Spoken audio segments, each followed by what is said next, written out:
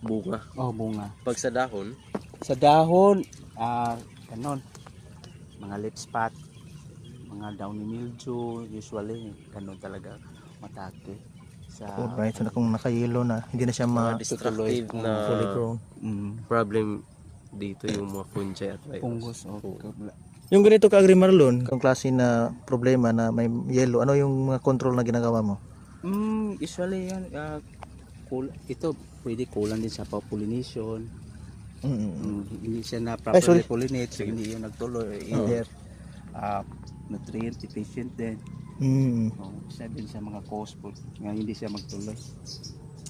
So nutrient deficiency. So usually ang kung terms of nutrient deficiency anong Mag-apply ka ng foliar. foliar talaga. fertilizer, Oo. Supplement. Mas effective pag foliar.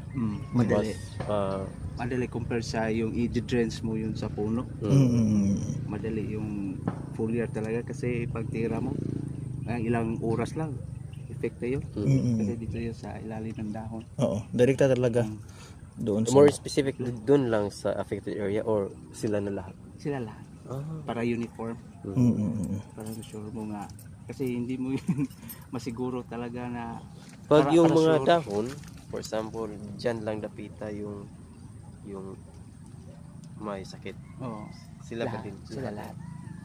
Kasi pag yung lang yung in-applyan mo yung may affected, posible din yung hindi mo na-affected maapektahan din mo yun. So dapat uniform na lang lahat para totally controlled. Oo. So that's part of the prevention.